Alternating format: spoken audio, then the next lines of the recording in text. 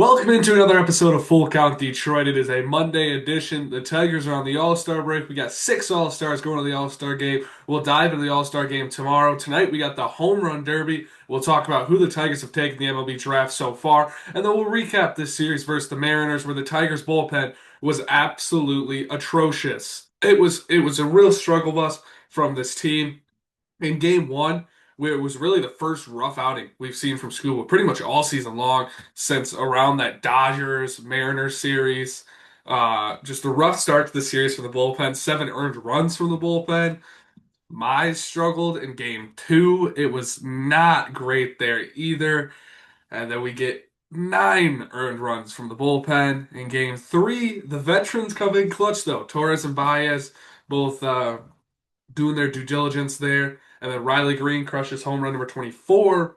But, I mean, the Tigers were there until it was over. The game was a struggle again from the bullpen. Tommy Cadenley blows this one instead. It was just a rough outing from the Detroit Tigers bullpen. Just you cannot have that happen.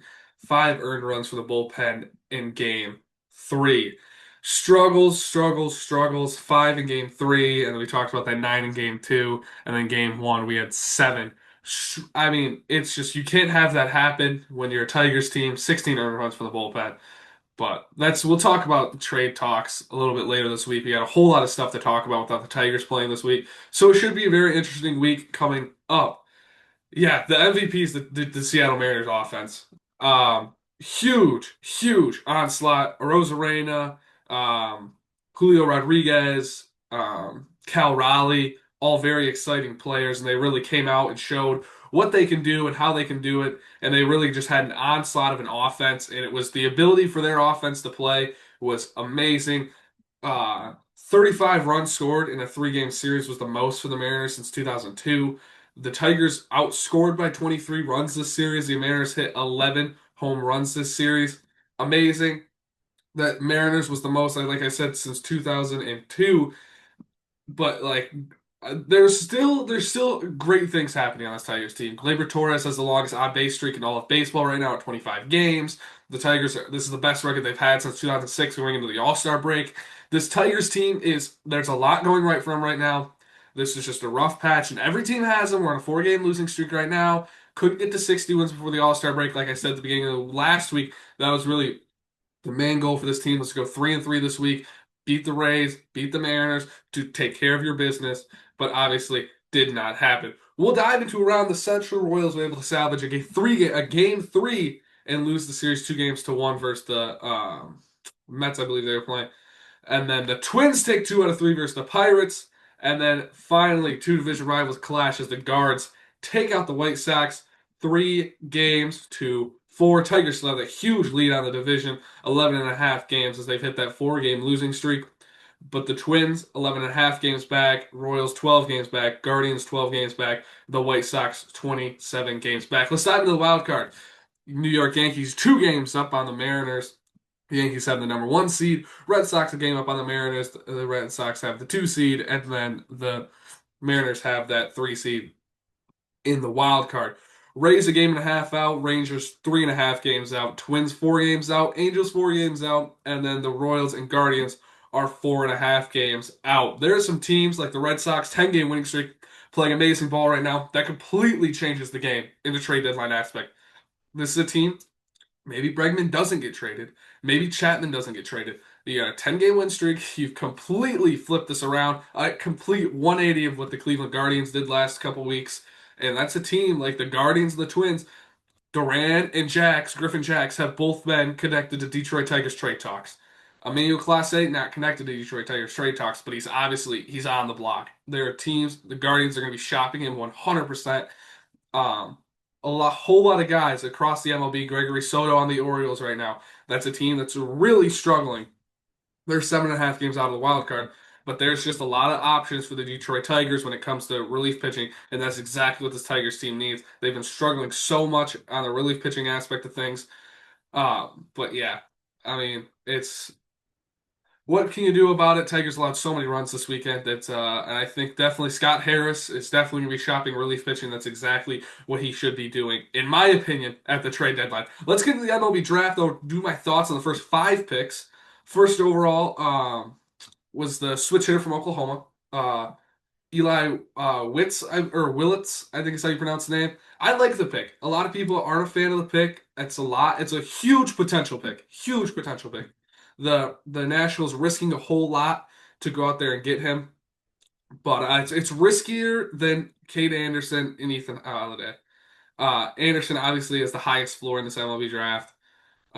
He's going to be amazing for the Mariners. I think with the Mariners, 2 to 3 years, or 1 to 2 years even, they're going to have the best rotation in all of baseball as long as Anderson turns out to be just fine. I mean, they saved $2 million doing it too, the Nationals did, by picking it, and the Mariners are obviously going to have to overspend on Anderson, which then takes around the rest of their draft, is probably going to be guys who aren't going to be at the top of the board, and that's complete 180 of what the Detroit Tigers have done. We'll get into them in a second.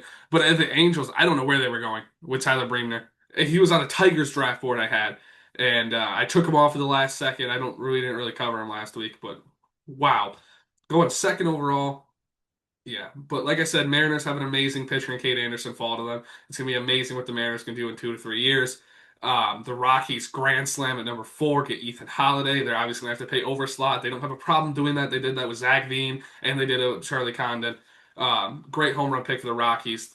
That's an exciting group of guys they have in that system right now. And obviously, you're the worst team in baseball. Historically, you're on pace to be one of the worst, if not the worst, in all of MLB history.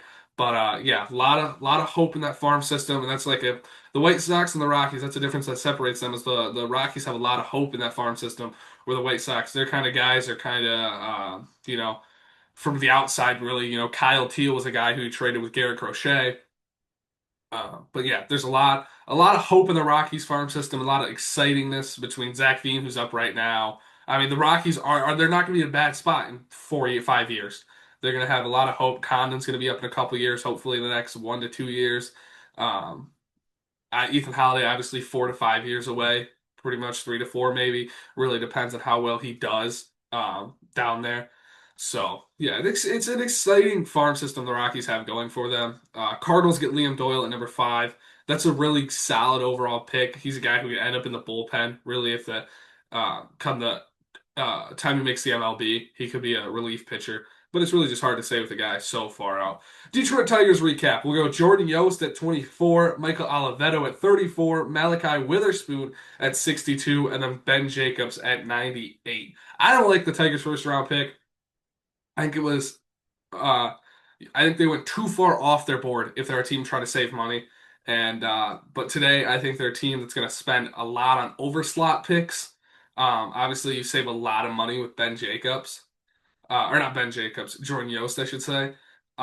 You save a lot of money with him just because he was the 55 ranked prospect in this entire draft. You took him at 24.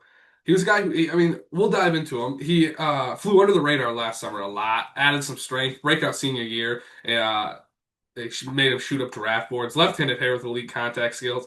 Simple swing, great feel for the zone. Big question is how much power is he going to grow into? That's a huge question with a lot of these guys. He's able to hit the ball well, good bat to ball skills, really good runner, good instincts, not flashy. He's coming to Florida, really wasn't going to sign anywhere unless he got picked in the top 24 or top 25 to 30. And now obviously he's got a decision to make with the Detroit Tigers. Um, it's a question mark, the Tigers. And if he doesn't sign, it's even like a bigger question mark, you know what I mean? So it's interesting what Jordan Yost is going to do with the Detroit Tigers. Obviously, he's a ways away from making the MLB, but I think it was a huge potential pick. I don't think the Tigers. I mean, a team trying to compete right now. I didn't think they were going to go college bat. I kind of thought that was off the table. Tigers don't really or do college bats outside of Jace Jung, but yeah, I mean, you could have gone. You could have gone. Cruz Schoolcraft was still there at the pick. Um, Sean Gamble, I think, might have been there, and Gage Wood might have been there. Josh Hammond was the pick before, or Sean Gamble might have been the pick before he went to the Royals. One of those two guys went to the Royals, but there were definitely options for the Tigers, nonetheless. Uh, Michael Oliveto, sorry for the mispronunciation there. He was picked at 34. rising prep catcher out of New York, which is, I mean, it's rare. You don't really see a whole lot of guys. Um, those rising high school bats, they're kind of risky to take, and that's another thing with Jordan Yost. Um, but risky profile Oliveto has really popped onto the scene. He's got an above average raw pop, able to show what he can do with the barrel in competition. But it's like, is he going to stick behind the plate or is he going to go play right field? He's got decent enough fielding for a catcher, but yeah, it's interesting where the Tigers went. It's a lot of question marks on this draft. Malachi Witherspoon, twin brother of Kyson Witherspoon, who got picked in that first round, not as polished, but Malachi was a 12th round pick out of high school, turned out an over slot from the Diamondbacks. He brings a 95 to 97, touches 90. The issue though is it lacks life and gets hit when he's missing spots. His best pitch right now is his deep curveball. Some scouts may think it's an 80 upper 80s slider could be his top weapon. Decent changeup, doesn't like to use it much. Inconsistent mechanics led to command issues. He could get a shot to start, but might end up with a power reliever if that fastball doesn't tick up. And then Ben Jacobs, the UCLA transfer to Arizona State, a left-handed pitcher, quiet freshman year, broke out with the Sun Devils, worked his way into the Friday night starter role, showing flashes of dependable college arm. Sits 92 to 94 with a fastball, touches 96, mixes in a slider, fading changeup. None of the pitches are overpowering, but he gets swings and misses at all three. Command has been a little bit inconsistent, but repeats his delivery well and completes it in the zone. As I would give if I would grade the Tigers draft right now, I would go B minus or a C plus. I don't like it. I don't think it's an amazing draft, but I'm really interested to see. You can't. It's hard to grade an MLB draft the year of. Like you can't grade a draft just because there's those guys. You have no idea what's going to happen, and obviously hope for all of them to be amazing, but it's so hard in the minors. We'll get into our MLB Derby preview. James Wood, Brent Rooker, Junior Caminero, O'Neill Cruz, Byron Buxton, Jazz Chisholm Jr., Cal Raleigh, and then Matt Olson all in the Derby tonight, and they will hit in that order. The first round is definitely odd. They just all hit. Like there's no 1v1 anymore. There's no bracket really until the next round.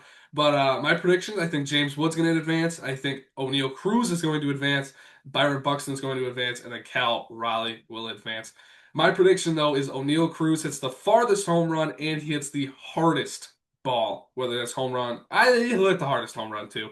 But and then going on to the finals, I think it's going to be James Wood and Cal Raleigh, with James Wood being your 2025 MLB Home Run Derby champ at Atlanta.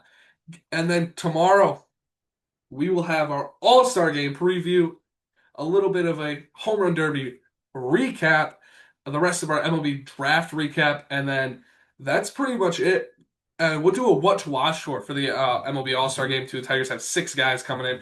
All should end up playing. Should be an exciting game tomorrow and an exciting Home Run Derby tonight. Enjoy your Monday and have a wonderful evening.